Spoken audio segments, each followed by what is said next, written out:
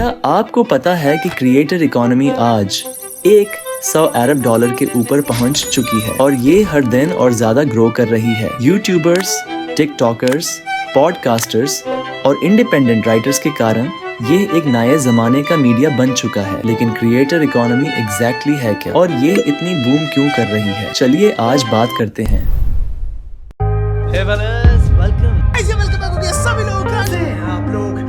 Yo, what's up guys? कैसे आप सभी लोग? तो शुरू करें। क्रिएटर इकोनॉमी एक ऐसा सिस्टम है जहां लोग अपनी क्रिएटिविटी को यूज करके अपने ऑडियंस के लिए कंटेंट बनाते हैं और डायरेक्टली उससे पैसा कमाते हैं। सिंपल वर्ड्स में ये एक डिजिटल मार्केट प्लेस है जहां क्रिएटिविटी और बिजनेस का परफेक्ट कॉम्बो होता है। और इसके पीछे जो सबसे बड़े प्लेयर्स हैं वो हैं प्लेटफॉर्म्स जैसे कि यूट्यूब, टिकटॉक, पेट्रियन और ट्विच। इन प्लेटफॉर्म्स की वजह से कोई भी अपने आइडियाज, टैलेंट या एक्सपर्टीज को दुनिया के साथ शेयर कर सकता है और उसे अर्न कर सकता है। चलिए क्रिएटर्स के पैसे कमाने के तरीकों को और सिंपल लैंग्वेज में समझते हैं। पहला है एड रेवेन्यू। आपने कभी नोटिस किया है कि जब आप यूट्यूब पे वीडियो देखते हो तो बीच में एड्स आती हैं। हर बार जब एक व्यूअर एड देखता है या उस पे क्लिक करता है, उसका एक पोर्शन क्रिएटर को मिलता है। ये एक बेसिक और रिलायबल इनकम सोर्स है, स्पेशली अन क्रिएटर्स के लिए जिनके पास ज्यादा व्यूज होते हैं। दूसरा है स्पॉन्सरशिप्स और ब्रांड डील्स। कंपनीज क्रिएटर्स के साथ पार्टनर करती हैं अपने प्रोडक्ट्स और सर्विसेज प्रमोट करने के लिए। एग्जाम्पल के लिए एक ब्यूटी क्रिएटर एक स्किन केयर प्रोडक्ट का रिव्यू करता है या एक गेमर एक गेमिंग चेयर प्रमोट करता है। ये डील्स क्रिएटर्स के लिए बहुत प्रॉफिटेबल हो सकती हैं, स्पेशली अगर उनके पास एक लॉयल ऑडियंस हो। तीसरा है क्राउड फंडिंग। आजकल प्लेटफॉर्म्स जैसे पेट्रियन और कोफी ने फैंस के लिए अपने फेवरेट क्रिएटर्स को सपोर्ट करना इजी कर दिया है। यहाँ फैंस मंथली या वन टाइम पेमेंट करते हैं और बदले में एक्सक्लूसिव कंटेंट देखते हैं, जैसे बिहाइंड द सीन्स वीडियोस या पर्सनलाइज्ड शाउट आउट्स। चौथा है मर्चेंडाइज सेल्स।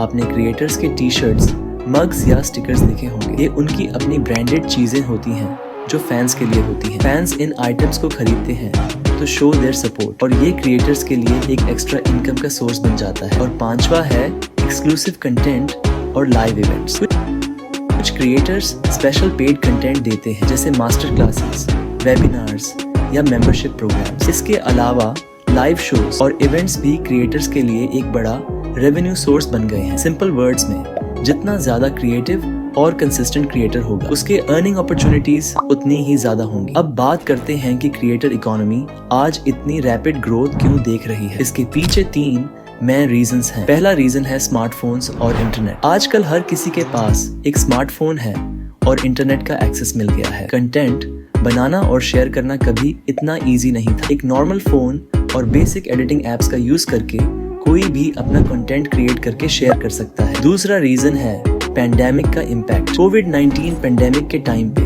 लोग घर पर ज्यादा वक्त बिता रहे थे और ऑनलाइन कंटेंट कंजम्पशन अपने पीक पर था। क्रिएटर्स ने उस समय ऑडियंस को एंटरटेन और एजुकेट करने में हेल्प किया। इस वजह से क्रिएटर इकोनॉमी और ज्यादा डिमांड में आ गई। और तीसरा रीजन है प्लेटफॉर्म्स का एवोल्यूशन। आजकल यूट्यूब और पेट्रियन जैसे प्लेटफॉर्म्स नए फीचर्स लॉन्च कर रहे हैं जो क्रिएटर्स के लिए बहुत हेल्पफुल है। अब हर क्रिएटर के पास टूल्स अवेलेबल हैं जिनके जरिए वो अपना काम मोनेटाइज कर सकते हैं, चाहे वो एक स्मॉल क्रिएटर हो या एक एस्टैब्लिश्ड इन्फ्लुएंसर। इन 3 फैक्टर्स ने मिलकर एक परफेक्ट एनवायरनमेंट बनाया है जहां क्रिएटर्स और उनका कंटेंट दोनों ब्लूम कर रहे हैं। लेकिन सब कुछ परफेक्ट नहीं है। क्रिएटर इकोनॉमी के अंदर भी बहुत सारे चैलेंजेस हैं। सबसे पहले कंपटीशन बहुत ज्यादा है। एक वायरल क्रिएटर के पीछे हजारों लोग ट्राई कर रहे हैं अपना नाम बनाने के लिए। प्लेटफॉर्म डिपेंडेंसी भी एक बड़ी प्रॉब्लम है। अगर YouTube अपना एल्गोरिदम चेंज करे